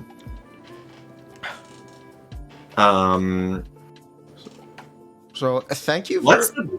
Okay, yeah. No, what's your question? Go for it. My final question is: if I want to min-max my Shenhe, what do I do? 4-piece noblesse. Okay, that's what I have. And like 200 ER. Okay, I have 175, and it's not enough. Yeah, it's never enough. But I have so many ER pieces. I have 11.7% people on my one piece, 11.7 another piece. People will go, yeah, look at the like ERC. You only need 120 ER on Shenhe, or like 140, 160 ER on Shenhe. I'm sorry, I meant like 160. Surely you only need like 160 ER on Shenhe, right? Look at this, dude. That Fav is not proccing consistently. She's got one hit, and like your Kazuha is not going to proc Fav every time. Oh, actually, no, I was using a wrong artifact. I have 185. Chambers will end when you Ayaka burst, so you might not always get the second Shenhe. Like, oh my god. Shenhe is just, this is a character who has two stats. They are attack and they are ER. Don't bother building anything else. Well, I don't even use Fav. I'm using Calamity. Yeah. I try to use Skyward Spine, just so I don't have to switch the Favs around so much. Yeah. All right. Well, I'll head off. Thank you so much for having me. Where can people follow you? They can follow me. You actually can follow me on Twitter. Sometimes I say funny things, but usually not. And obviously, Jello Impact is my YouTube channel. But if you don't mind plugging my second channel as well, where's the Jello Impact is my main channel, and obviously that's a good channel. And then if you go to there's no channels tab? There's no channels tab. I thought I made it public. I don't know. So confused. It's not there. I'll have to look at that. But look up, that's really weird. I'm confused. But look up Jello, the Jello Show. Oh, what do you do on that? They removed that recently? Really? Anyway. They removed it? That's cringe. But yeah, search the Jello Show. I do Honkai Star Rail bit and Zenless Zone Zero. Ooh. And I'm currently trying to decide if I want to seriously cover either or both of those games. So what is the consent? I hear very negative things about Zenless Zone Zero or Z's nuts. What is your impression? People are, I don't know, I think people are being really weirdly harsh on it for some reason. Like, I think, like, they're, like, all, like, oh, it's so easy, oh, there's, the TV thing takes so long. I don't know, man. Like, sure, the TV thing is, like, not that great, but, like, it doesn't take, I don't think it takes that long, but, I don't know. I'll play it a bit more today, but in terms of the endgame stuff, people, this is, like, was Genshin hard in the early game? Like, was Star Rail hard in the early game? It's like, no, gacha games are easy in the early game. All right. You know what? Trying to rush Simulated Universe like 1 week, not even a week into the game, that was kind of hard. Same with Abyss. But these people haven't even gotten to the end game of Zenless Zone Zero. They've played the early game. Like, if you actually read about the tryhards, so the CN bros are, they're actually at the end game, and they're like, no, dude, this game is freaking hard at the end game. Like, it's hard. Interesting. They say the end game is actually good. The TV stuff is actually engaging and interesting at the end game. But so if anything, the criticism of the game is that the early game is like the early game might turn people off, but the end game is actually good. How much of the criticism do you think is in response to there simply just being too many Hoyo games? Too many Hoyo games. I think it's possible that I think they're somewhat cannibalizing their own market, and they're all so similar in gameplay and aesthetic. Specifically between Honkai Star Rail, and Z's. Well, I think that Z's has a different aesthetic. It does? Yeah. Than Genshin and Star Rail. Okay. Like, it's very, like, a very modern, very, like...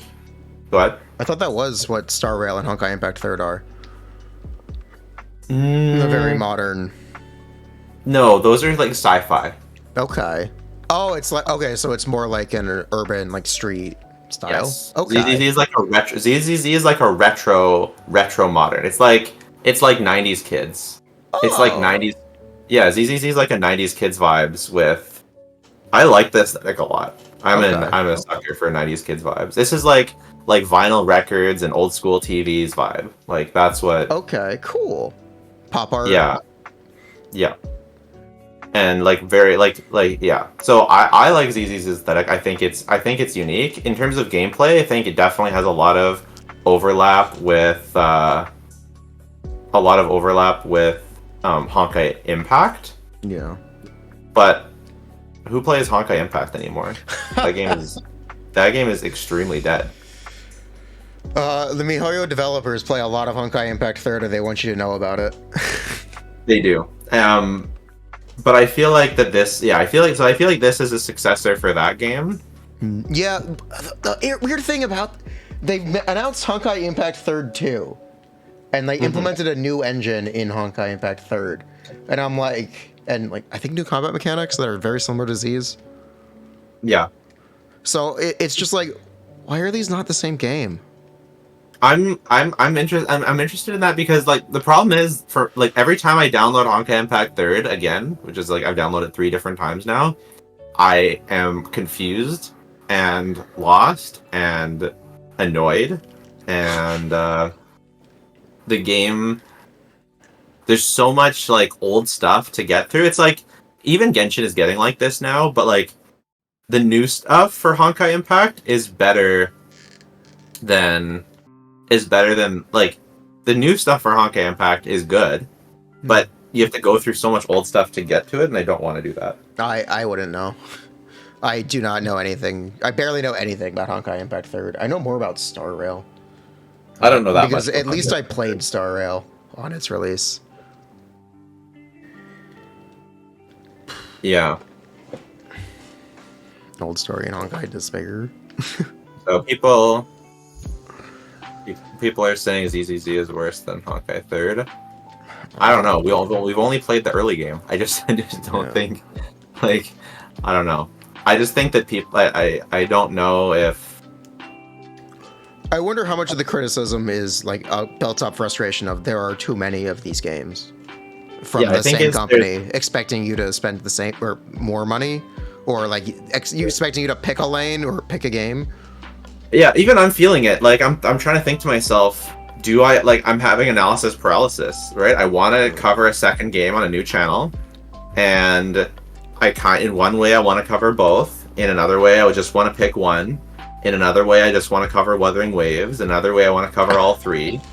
And another way, it just gets me overwhelmed, and I'm just like, maybe I'll just stick to Genshin. Yeah. So it's like, I can definitely see, and I do this full time. So it's like I can definitely see. I'm trying. Yeah. To. Thanks. We'll get You're there. trying to, yeah. We'll get there. Yeah. You need better thumbnails. Oh, okay. Thank you. Can we make a tier list of Farina teams? That could be a future idea. Yeah, I'm down. Yeah, we can definitely do that. Your reviews are pretty solid for a lot of your recent stuff. I've been simulcasting on YouTube and Twitch, and I'm not sure how good that is for my YouTube channel's discoverability and stuff. I don't know if you have like an analyst opinion on that. I think the best thing you could do for your channel is have. Yeah, I know. I need more videos. Better thumbnails. No, it's better thumbnails. Okay. Sure, more videos make sense. Yeah. Like 2 weeks ago is your most recent. Yeah. I like the title. You won't believe. That reminds me of ProZD. Have you seen that video? Maybe. My Farina guy did actually very well. Yeah. No. You're. This is you. You need to play this right now. I don't know if you can watch it on. I think you can watch it on stream. You need to watch this right now.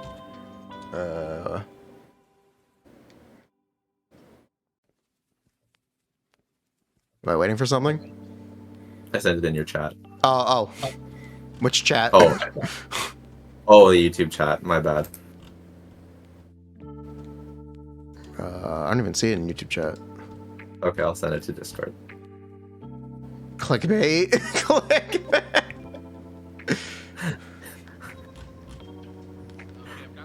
Pedro Pascal joins Wonder Woman 2. No, you gotta tickle their balls a little bit.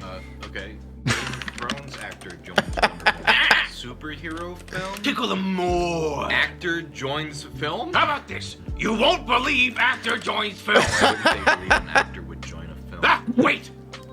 You won't believe. You won't believe? Won't believe? That doesn't mean anything. Why would you, and 80,000 people shared it on Facebook. I mean, it said I wouldn't believe it.